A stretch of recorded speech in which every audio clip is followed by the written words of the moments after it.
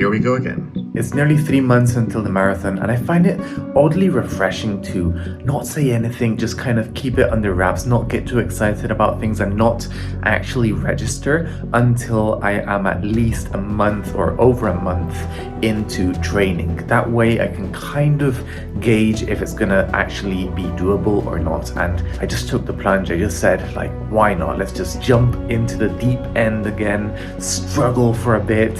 It's going to be really intense the next couple of months, but I want to do this. I really want to accomplish this. I want to get a time lower than 4 hours in the whole thing. The last time that I did this, I think it was 2, maybe 3 years ago, and I got a time just over the 4 hours. So now I'm like, we can't let that slip. We need to accomplish this. We need to get under 4 hours. That is the goal. We're going to strive with everything possible just to hit that mark. Anyway, hopefully that's going to be possible. We'll see.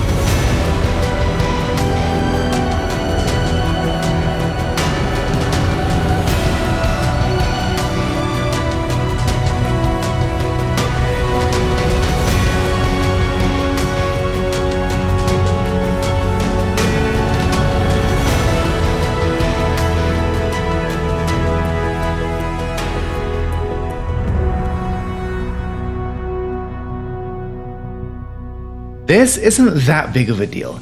Over 1 million people every single year run a marathon. Yet, I think setting goals and working towards them is still super important. If we have the time, the strength, and the motivation, then what is stopping us from getting out there and giving it our best on becoming just a slightly tiny bit better than before every single time that we get out there, just trying to become a better version of ourselves? The goal of this video is to give you an idea of the training process for a marathon. I'm going to be chronicling every single weekend run, good or bad, including the distance covered, some of the places I went through, the views that I saw, as well as the final race itself. The training plan that I followed is this one that's published on Runner's World, which I used for my previous marathon as well. It is aimed towards intermediate runners who have ideally already completed a marathon before, and you can find the link in the description if you're interested in that one. That said, on the same page you can find a bunch of different guides, and also on Google, right,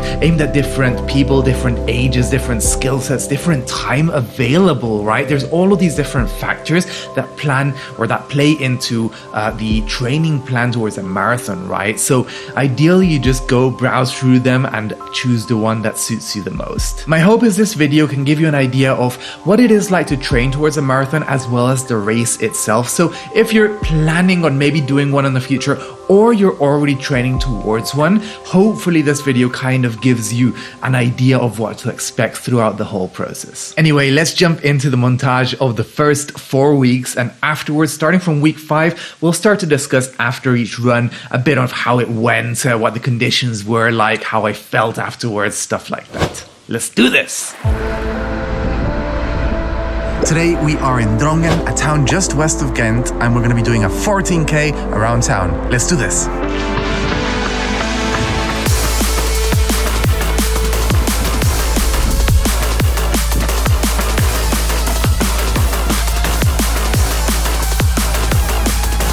Today we're going to be going to the southeast of Ghent to Hembrugge for a 14k running tour. Let's do this!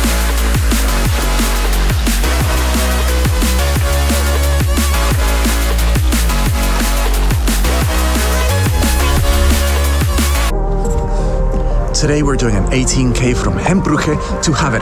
Let's do this.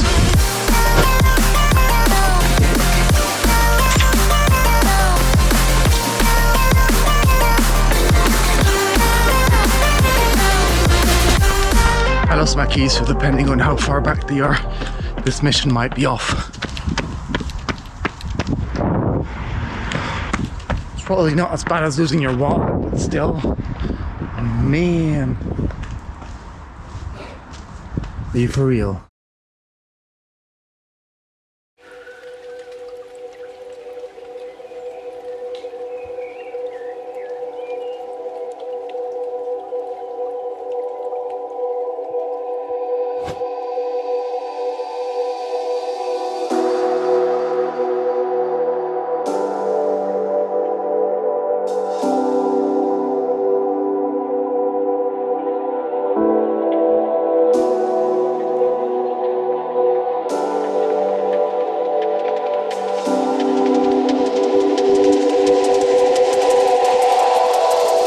Today we're going to be doing a 21k around Krakow in Poland.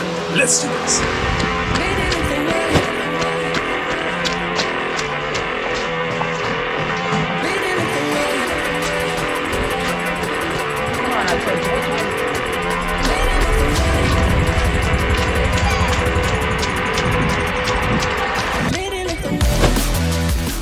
Today we're doing a 24k from Zottegem to Ghent.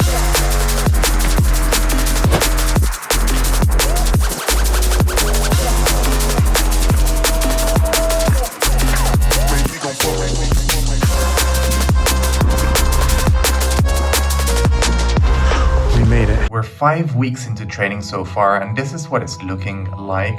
Basically, a long run every Sunday. This last one was 24k. And yeah, it's 5 days of training per week, 2 days off, so Monday and Friday. And usually the one on Wednesday is a bit less intense, as well as the one on Saturday.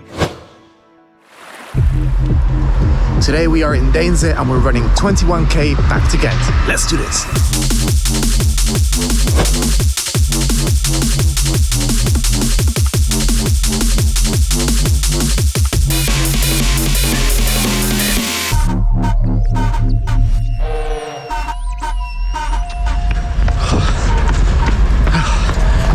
I just finished the last run of week 6, and yeah, this one was 21k at about 1 to 2 degrees Celsius, but with the wind chill it felt actually like -2 or -3, and it was such a hard run. I'm so glad it's over. And it's funny, it's like the runs that you do in the week kind of determine how you're gonna feel on the weekend, on your long run on Sunday or whatnot. The reason I'm saying this is because last Sunday I ran 24.5k or something, and I felt less tired than today, but I did bump up the running in the middle of the week, so that's why I think like all the other runs that you do really have so much of an impact on your long weekly run. So yeah, spirits are still high, and hopefully the next few weeks won't be so difficult. We'll see.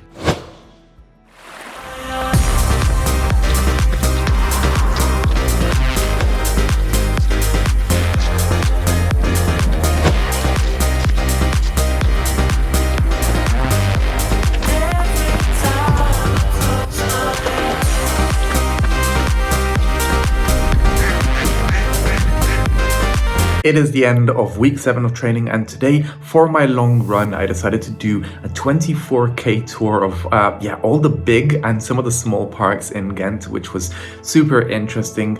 But on the other hand, towards the end I was feeling like I was pushing my limit, especially because I had to do 8k in the middle, which were at marathon pace. And then yeah, towards the end I was just like, it's just massive fatigue basically, right? I was just like, no, I can't do this.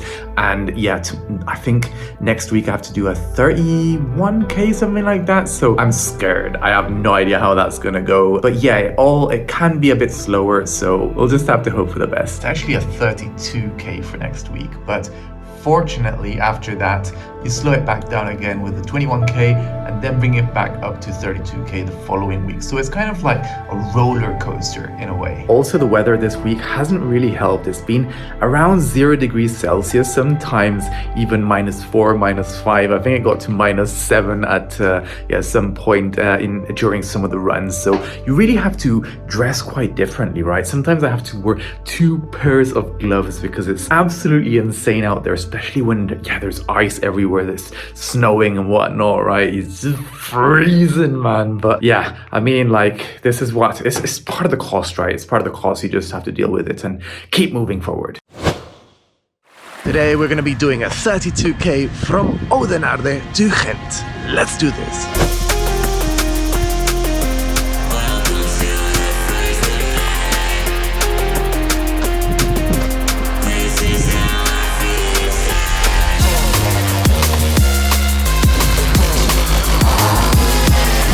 I'm finally done with week 8. that was monumental. That was so difficult. So my original plan was to go from St. Niklas to Ghent, which is about 32k, and problem is I saw the weather was going to be super windy coming from the south, so south to north, and then I'm like, well, change of plans. So I decided to go to Oudenaarde instead, and then make the trip all the way north, just next to the Schelde, so it's next to the river, and I thought it was going to be super nice, going all the way with, not a headwind. So it was gonna be, I thought it was just gonna be like hacks, right? Like just going super fast. But in the end, I feel like all the training from the week and pushing super hard to hit the numbers, to hit basically the biggest week so far, just kind of left me exhausted. So the first 10k, I was like, can't do this, man.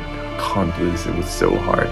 But after the halfway point, I started to pick it up slightly, yet pace just wasn't there. It was 7:30 per kilometer, so just not great, yet we did it. We finished, and that is the only thing that matters. Pace isn't that important for these long runs, even if I had my own goal, my own intentions. If I don't hit them, it doesn't matter as long as we get the distance in. So I managed to get the 32k, and now let's see what next week has in store for us.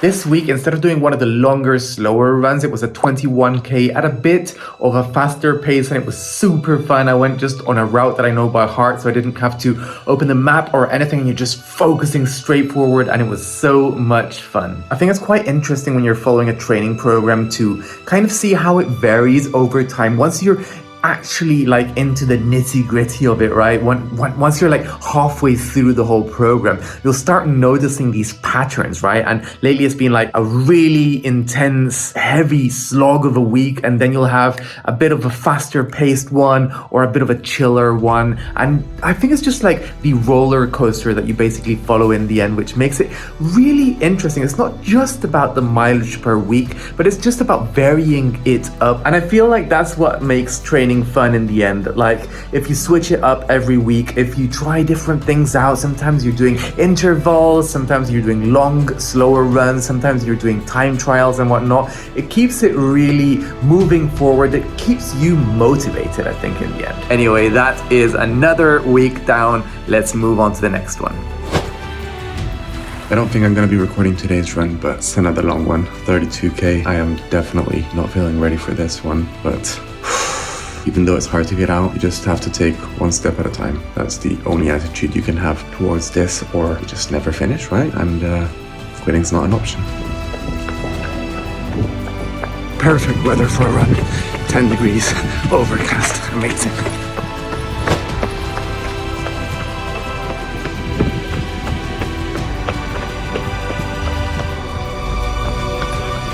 $24k down, and I realize now that the hardest thing was getting out the door.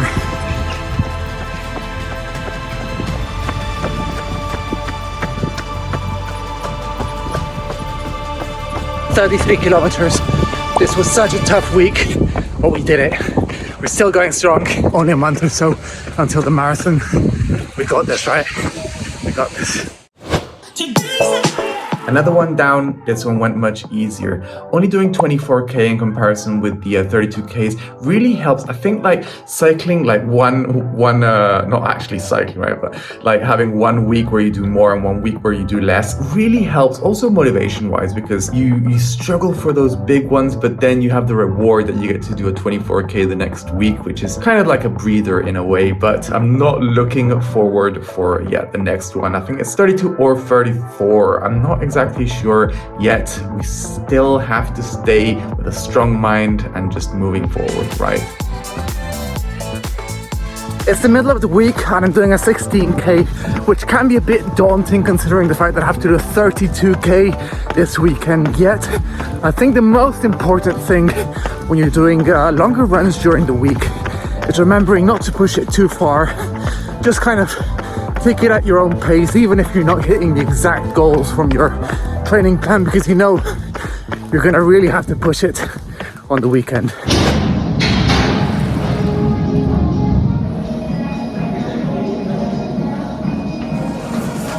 Another day, another 32k, and I am very conflicted about this one because, man, it was raining, it was cold, it was windy, and I'm like, okay, I'm just gonna go to the gym instead, run on the treadmill for about 4 hours. The problem with treadmills is you really just never know if you're hitting the exact same pace because it feels so different. I thought I was more just doing, what I usually run, and then I'm like, no, okay, it doesn't feel quite right, and the distance and the speed and everything on the screen are a bit cryptic, hard to understand, so I kept dialing it up and up and up, and then I'm like, no, now this is too fast. So then I go down a tiny bit, and then I'm like, okay, that feels a bit better, but by then I had already run about 15k, and then I'm like, I have no idea. And then I'm tracking on the watch as well, and the watch is saying that I'm doing more, and then the screen is saying that I'm doing way less, and I'm like, what is real? That's the biggest problem. So I tried to go for about 4 hours, and in the end, I am not sure if I hit the numbers. The problem is it also feels different afterwards because you're running on a treadmill, right? You're running on a band, so the way you step is so different, and all of those factors affect you so much when you're outside. The weather, the pavement, the traffic lights going up and downhill and stuff like that. When you don't have all of those factors, it feels a bit easier as well. It's just exertion, and it's just about speed, and none of the other factors matter. So the bounciness and the impact on your knees is a lot less as well. So by the time that you're done with the whole thing, even after running 4 hours, it feels less fatigue for some reason. And I'm like, did I really run as much as I needed to? And my guess is maybe not exactly the right amount, but all in all, we are done with this week. We are ready to move on, and hopefully I didn't mess it up too badly. We have a couple of interesting weeks coming up, so let's see how those go. Today, to get back into it, we're doing a run all the way to Lede, just northwest of Aust, which is a beautiful town on the way to Brussels from Kent. And hopefully we find some really interesting views along the way. Anyway, let's do this. What goes around comes back around. What goes around comes back around. What goes around comes back around. Comes back around. Comes back around. What goes around comes back around. Comes back around. Comes back around. Hey.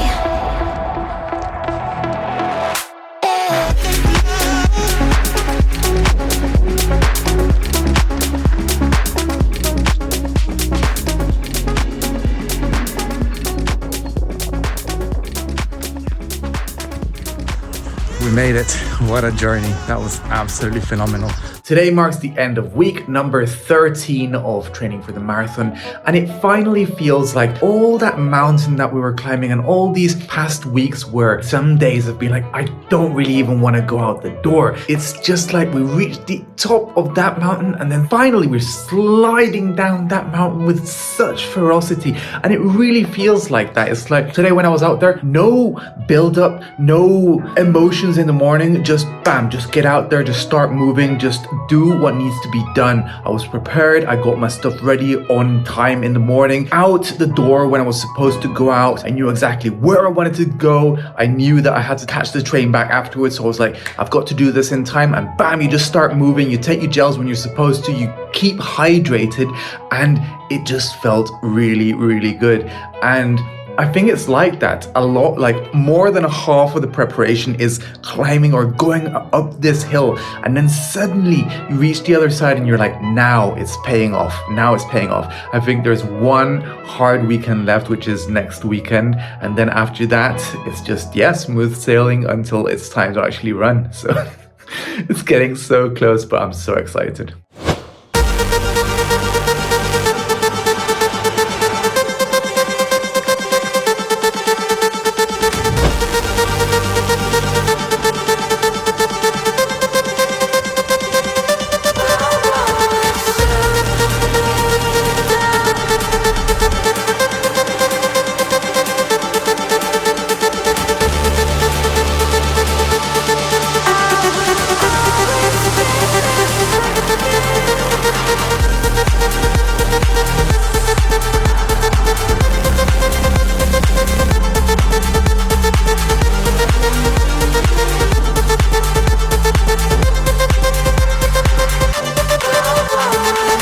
14 is finally done, and that was the toughest run so far. It was a 34k that I decided to run all the way to St. Nicholas because I thought it would be super interesting to go on an expedition to a city that I usually consider to be quite far away. It's like 20-25 minutes by train, something like that, and it was definitely worth it, even though most of the route was just a straight line basically. But there were some really cool moments, and I feel good actually. It was a bit hard. There were moments, I think that's what happens when you go on these long runs. It starts off okay, and then sometimes like you'll fall through these straus or like moments of desperation where you're just like, am I gonna be able to finish this? I'm not feeling great. Pain in the foot, pain in the knee, this and that. All these things start to go wrong. You start slowing down and you're like, man, I don't know. This is not feeling right. But then sometimes, if the pain isn't too drastic, you just kind of push through it. And then eventually, bam, bam, bam, bam, bam. And then you start speeding up again and things start fixing themselves. And it's just amazing how that works out in the end. And 2 more weeks and we're nearly there. And to that, all I have to say is bring it on.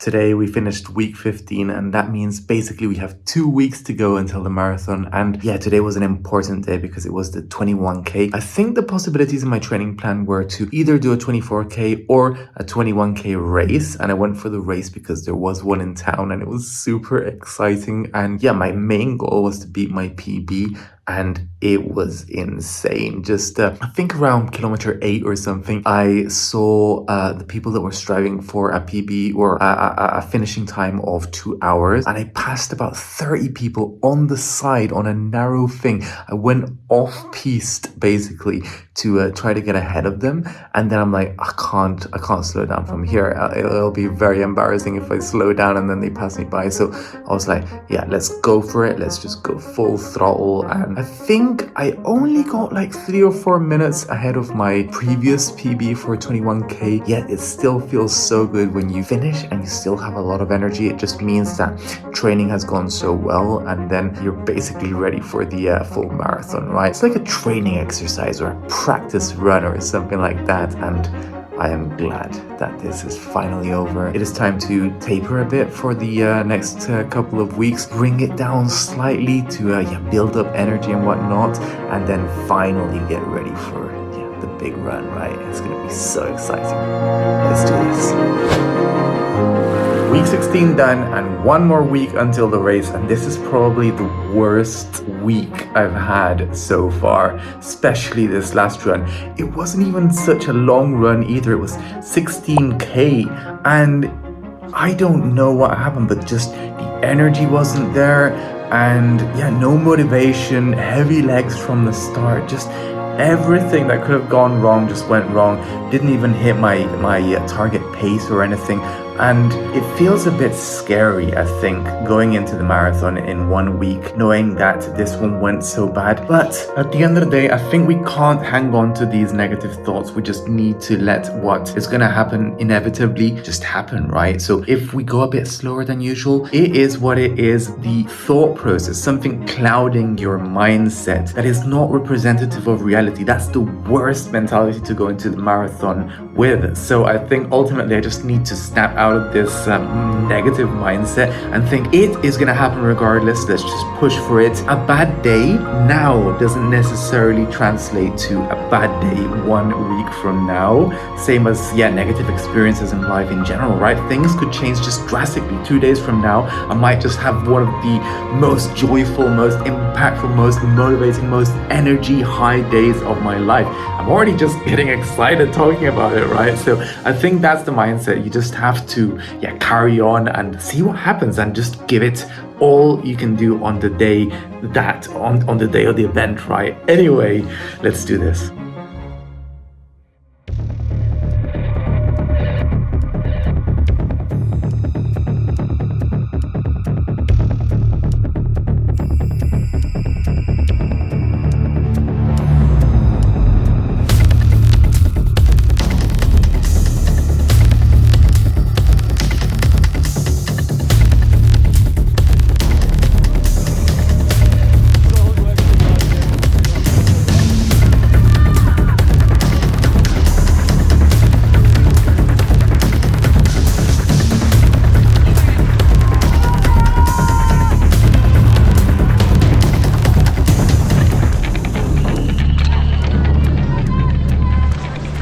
Around 8 kilometers in, the dust started to settle a bit, and it's here where you start to actually realize what your pace is really like.